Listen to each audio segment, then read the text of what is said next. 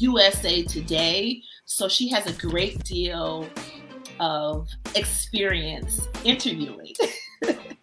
Thank you, Ida, for joining me today.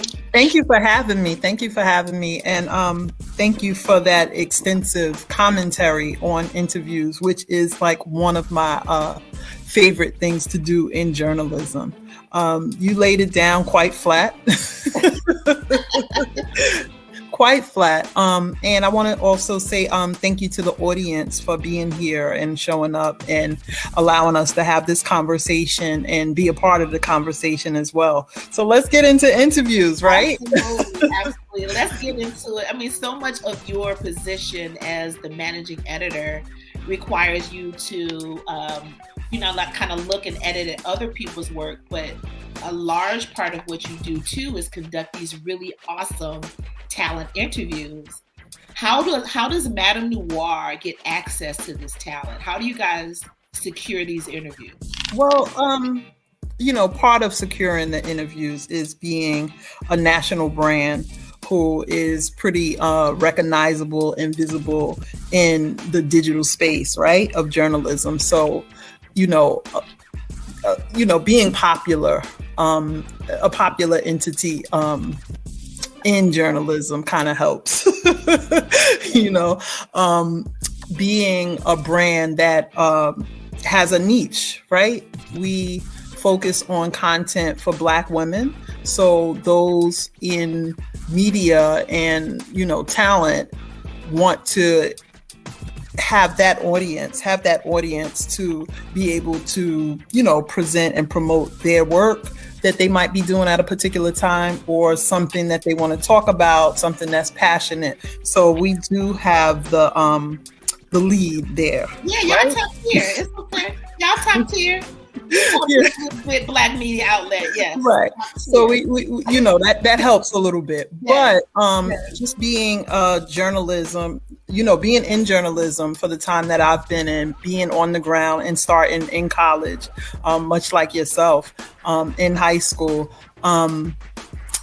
I kind of did a lot of that work myself, securing interviews. So I am. Huh? What do you say? What does that mean when you say you did? That means that, you had Madame Noir as the platform. Yeah, I seize my opportunities.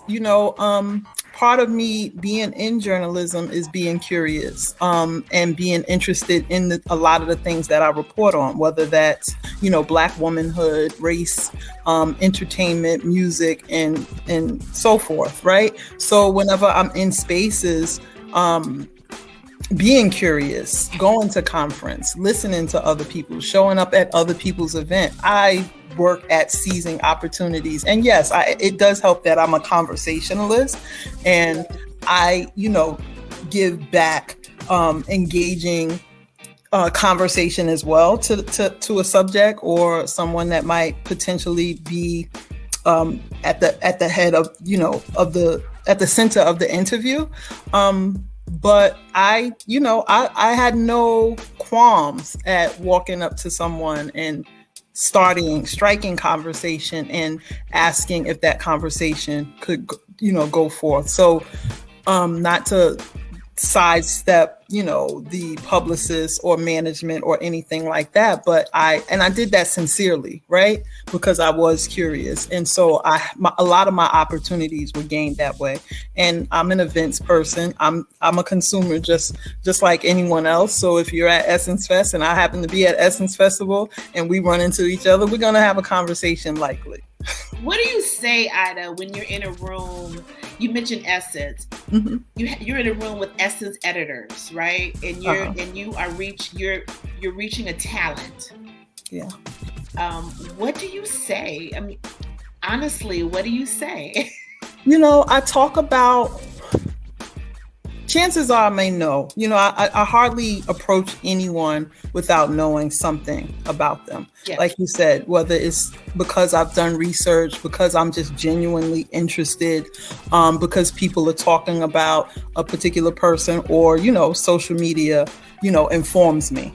Yes. I ask genuine questions. I'm as pure as if I was to run into you, right? And maybe we didn't know each other, because I became aware of you through LinkedIn, which happens to be like one of my favorite social media platforms, believe it or not, because there's a lot to be learned there, right? But I crossed paths with you, and I was always curious about like what you did. And I may have not, tapped you on your shoulder or anything like that, but I was plugged in to you, right? Yeah. And so I would ask questions that, were top of mind. Like, hey, how did you, Darralynn, get into journalism? I see my name. Yes, that's important.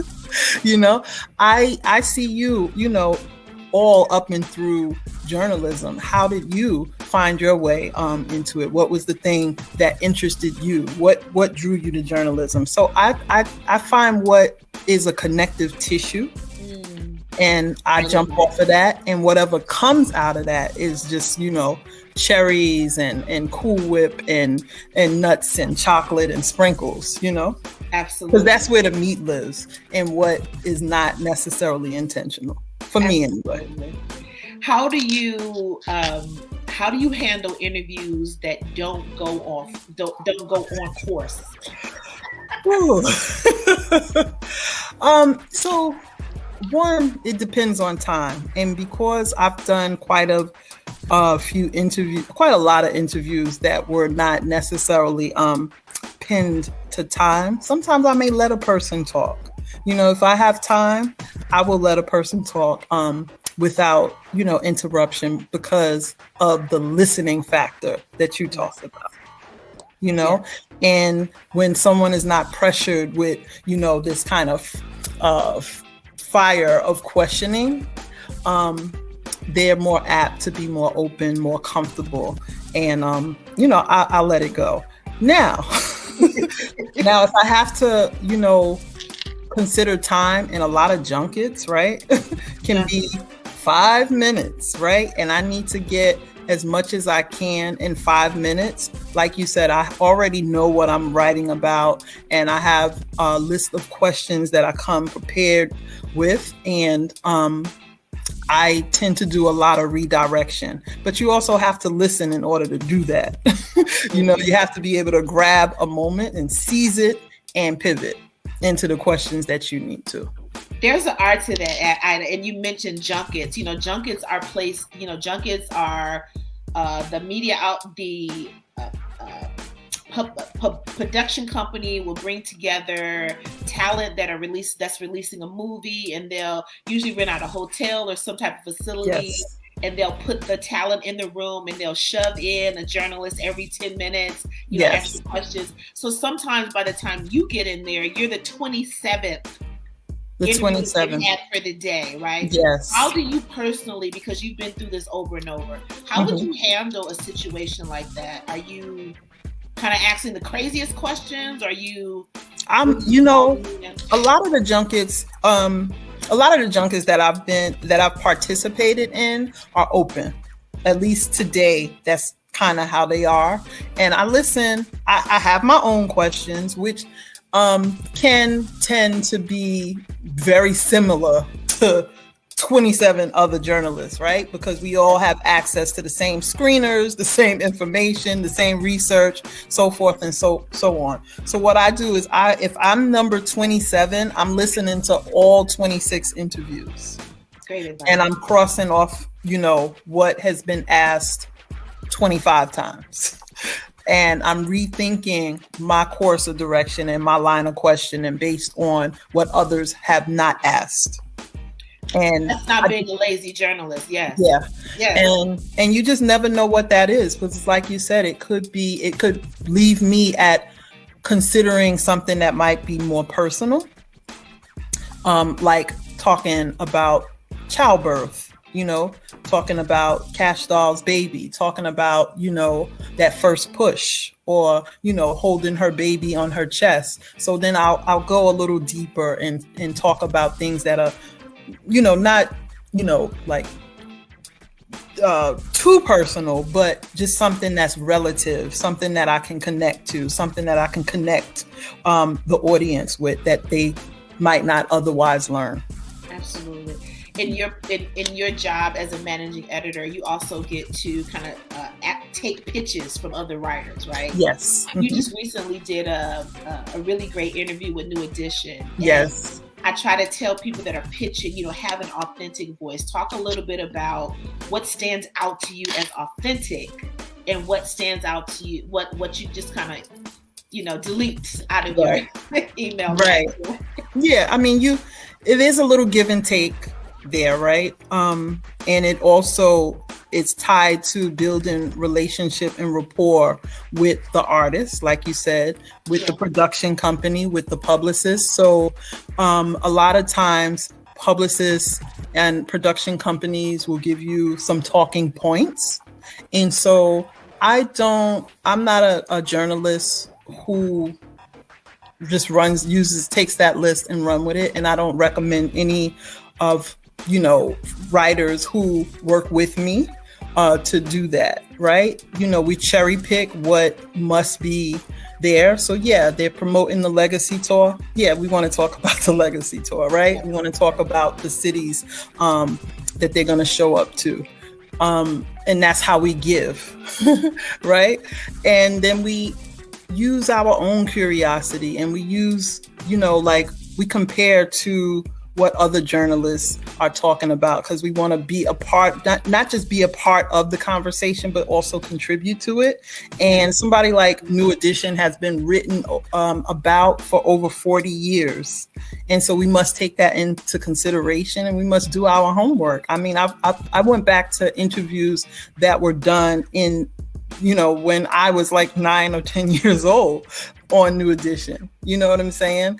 And wanted to know what was, how they were perceived then and what the climate was then. I mean, I was around, I had a 9-year-old perspective, and I even bring that to the conversation. Yes, you did. Right?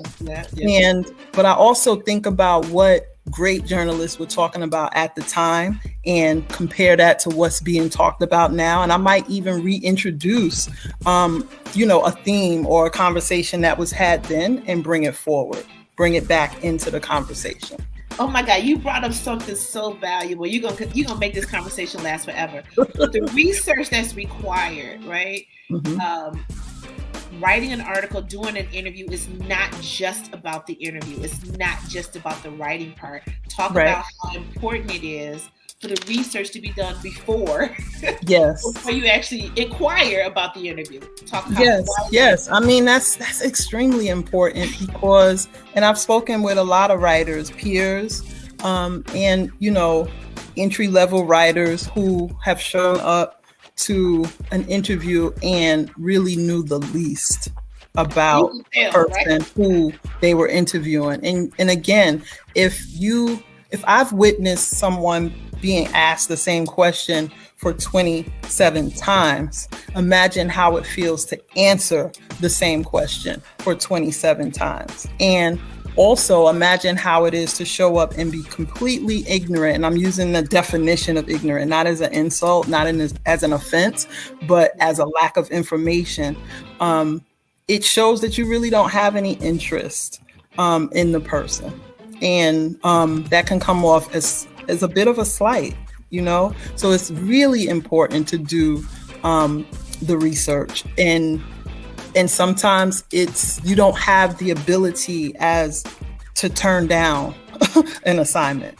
Not everything is a pitch, and some things may not be the thing that, is so exciting and titillating, like it was an honor for me to show up and interview icons. But what if it was someone who I totally despised, or someone who, I didn't know, or a new artist that is trying to make a break? And, you want to have respect for the person who is giving you time and also giving you an opportunity to earn your chops as a journalist. So that research is super important. And I'll say this and date myself as well, but my son, he didn't know who New Edition was, I actually, he didn't. He knew Bobby Brown, right? Because Bobby Brown. How old is your son? My son is in his 20s. What? And yeah, my son is in his 20s. You have a 20-something-year-old son? I do, yes. Oh my God, he looks okay. And he did not know, I was excited, right? And I was like, you want to go to the show? And he's like, for what? And I was like, New Edition. And he was like, who like he couldn't conceive like New Edition is the Temptations, or if I had to think of someone his era, I can't even compare them to someone in his era. I don't know. That's Pretty Ricky, cool. No. Usher, maybe. Cool. But he knew Bobby Brown. So imagine if he was my writer. He'd have to sit and watch the New Edition movie. And even I, with 40 years that would be his form of reference, the movie. Right. I'm getting too old. So you want to do some old school stuff, and old school fundamentals never get stale when it comes to perfecting your craft and having, just like tangible information to grab outside of what's easily accessible. Absolutely. Okay, we're gonna use the last couple of minutes just specifically for Madame Noir. Okay. Are you taking freelance pitches now, and do you use freelancers? Absolutely. The door is wide open for freelancers to come through. It's really important for me to put people on, particularly people who want to do the work. If you don't want to do the work and you're just looking for a byline, I would probably say pass us up. But if you really want to do the work and you want to have nuanced conversation, pitch all day, please. Absolutely. What's the best way to pitch to you? Like email, DM? So assert yourself. Assert yourself for sure. So yeah, all socials are open. DM, that means the DMs, private messaging, and email, editors@madamenoir.com.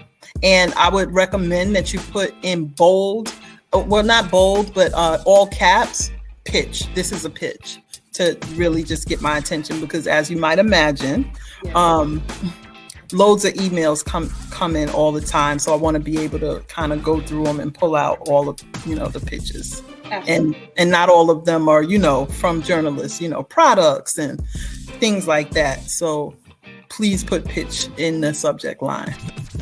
And what do you guys have coming up this summer that writers and publicists can look forward to engaging with? Definitely content around Juneteenth. Nice. It's not something that's new. If you ask, all our good folk at the bottom of the map, it's been something that's been impacted. Yes. But Texas folk, Mississippi folk, Louisiana folk, Alabama folk has been participating in Juneteenth for as long as, it's been around. And myself, I'm from New York, but I do consider myself a Southern girl now living in the South. I still didn't know a whole lot about Juneteenth outside what was available to me. So that's something that we're definitely exploring, like at ends. And we're always, it's always a good time for Black women's content, no matter what it is. It doesn't have to be a theme built around it. It doesn't have to be, because summertime, it's hot girl season. Let's talk. It's always a good time to talk about woman content, but we're definitely doing more cultural things at the intersection of womanhood and Blackness, period. Are you still freelancing, or do you write only for Madame Noir? I do still freelance. Those are mostly with my long form pieces. I'm a essayist. And so I do a lot of cultural criticism outside of, news. And I'm also an author. And yeah, I'm working on a book. You're a writer's writer, honey. I'm a writer's writer, yeah. And so I'm, working on a book of a short story collection of fiction, and also memoir and biography. Nice. That's amazing. Keep us abreast I will. What is you're doing. I'm so happy that you had a chance to talk to us. I wish I could talk to you longer. Thank you. We will continue this conversation. Absolutely. I hope to offline with you, and I definitely hope to collaborate with you. Absolutely. I'll be pitching to you again. Thank you so Please much. Do. Thank you so much. And thank everyone for, showing up again. Thank you again. Have a good one. You too. Take care. Okay. Bye. Bye-bye.